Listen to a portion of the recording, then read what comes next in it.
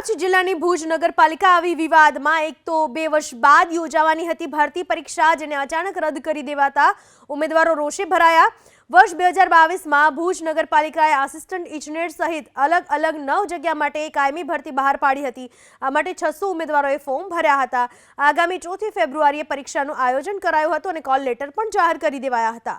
પણ 30મી જાન્યુઆરીએ મળેલી સામાન્ય સભામાં અચાનક પરીક્ષા રદ કરી દેવાનો ઠરાવ કરાતા અનેક સવાલો ઉઠી રહ્યા છે।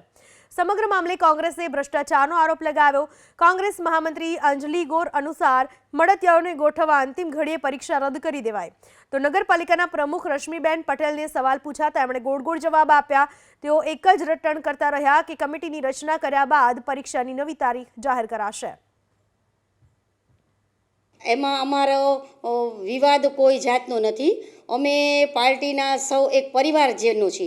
अमे एकबीजानी चर्चा करी अने पछी ज करीए छीए अने अमारी एक रजूआत हती के जे परीक्षा मुलतवी राखवी मोकूफ राखी एनुं कारण ए ज हतुं के रचना थई जाय અને રચના પ્રમાણે જે નિર્ણય આવશે એ પ્રમાણે મેં તાત્કાલિક ધોરણે નવી પરીક્ષાની તારીખો આપી અને વહેલી તકે પરીક્ષા લેવડાવી લેશું। અમે માંગણી પણ કરીશું કોંગ્રેસ પક્ષ વતી કે આ 600 જે વિદ્યાર્થી પરીક્ષાર્થીઓ છે તેની મજાક ન બને અને પરીક્ષા 4 તારીખે જે યોજાવાની જ હતી એ સમય સંપૂર્ણ બધે જ યોજાય।